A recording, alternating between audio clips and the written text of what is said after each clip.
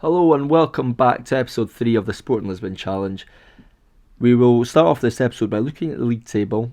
We are in 7th position, but we've only played 5 games, and I mean, I feel like some teams have played 8 games, which is kind of crazy. I don't really know how that's all happened. But we are in 7th position, 1 defeat so far. I'll go through all our kind of results in a moment, but we are currently 5 points off the top, where we want to be. Benfica and Porto lean the way, as you would kind of expect, really. But if we get into our results, so last time I saw you was the Benfica game in the Super Cup, where we were well beaten, you could say. I'm stuck with that gen press and tactic, and although results have been very good on the whole, I'm not entirely convinced. We scraped past Aves there. Moreirense.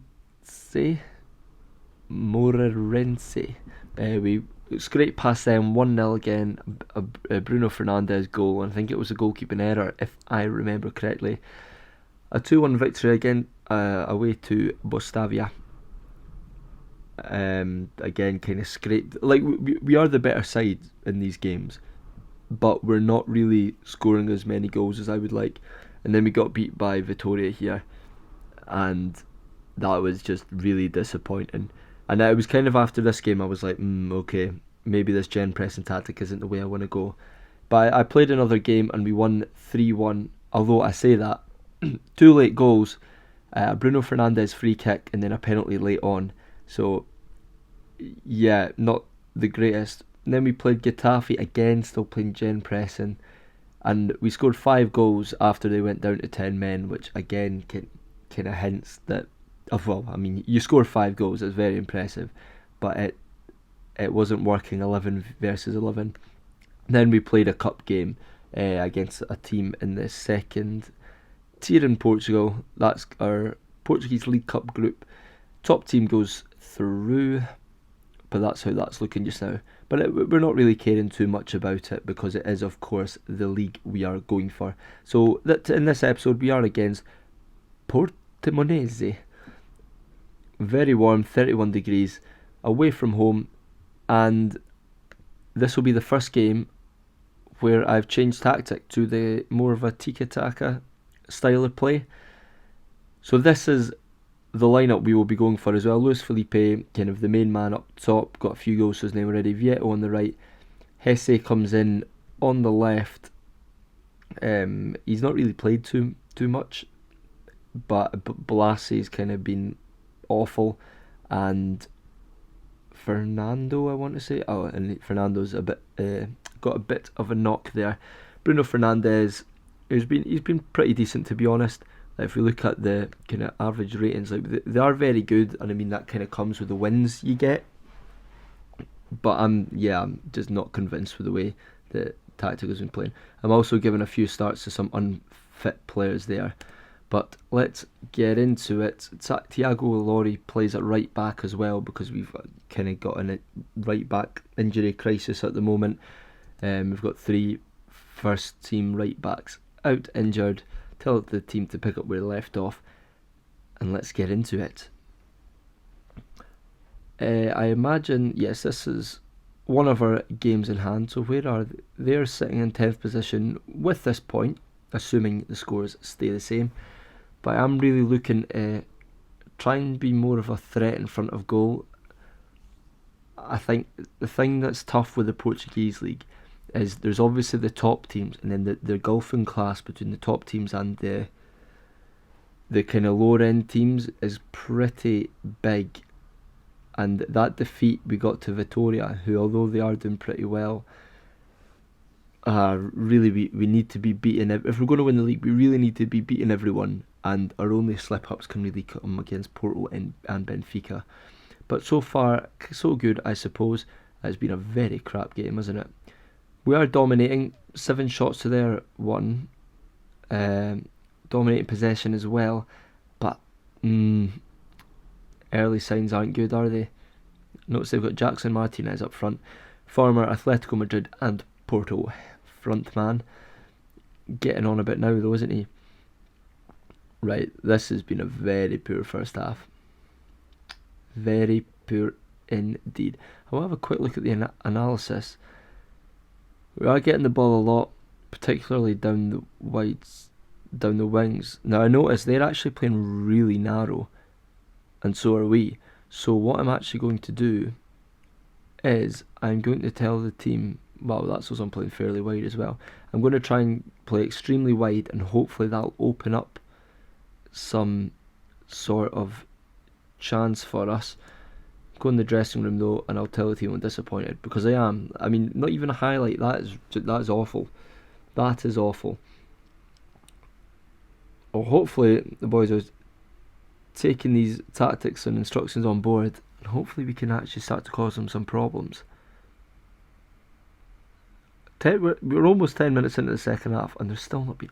This is ridiculous. This is really, really bad. I'm going to demand more. I'm going to put the mentality up to attacking. Come on.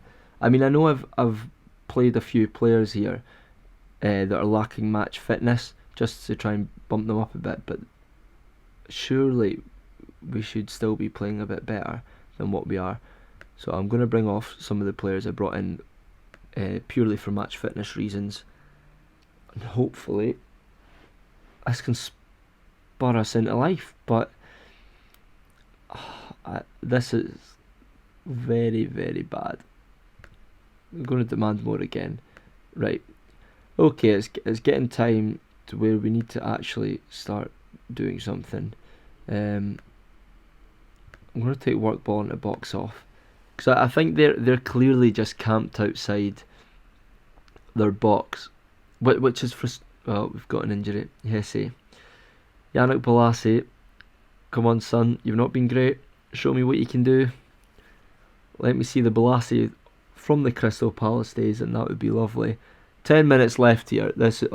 I do apologise. This is probably going to be one of the worst episodes, but we do have a highlight here. 10 minutes ago. Can we snatch a victory here? Vendel gets... Oh, wow. But we've still got the ball here. Jeremy Mathieu running forward, plays in a Kuna down this left-hand side, who loses the ball again. That's twice now, but he regains it. The counter-press worked there. Long ball over to Vieto. Ball played in the middle, and it's cleared away by Lucas. Wow, and that was a highlight. Fear not, we do have another one. Can we make this one count? Bruno Fernandes, he's in the penalty box, finds Acuna. I mean, pretty tame effort really. Didn't have the accuracy nor the power to really trouble the goalie there. Come on. But yeah, like the league is so tough, because I feel like every team sits back against you because of the kind of big golfing class. So any dropped points against any of the non-big sides really could be a blow to our league title aspirations.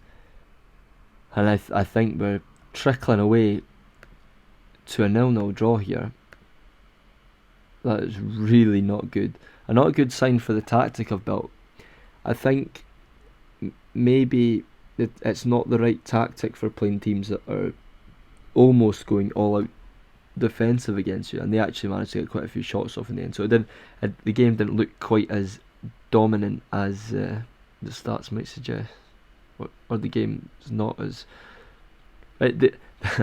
The game won't look as dominant as what we were. Yeah, disappointed in the team there. What? They were frustrated by the draw, and we came away in largely good spirits. What the fuck? What the hell is actually going on? How is there a way I can see who the favourites were before this game? Surely we must have been favourites. Yeah, we were. That's a very weird message to get in the inbox. Very weird. Right. I do apologise for that being a very boring game. I will come back a few games. Why are we playing Why is that fixture showing up twice? Very strange. Okay. I think what I'll do is, now I'm noticing Benfica and Porto coming up, but I think what I'll actually do is I will come back for the away game against Braga. Braga also another very good side in Portugal. I think I'll come back for the Braga game next, and then maybe for the episode after, come back for Porto. But Braga should be in the next episode. Thank you all for watching, and I'll see you next time. Goodbye.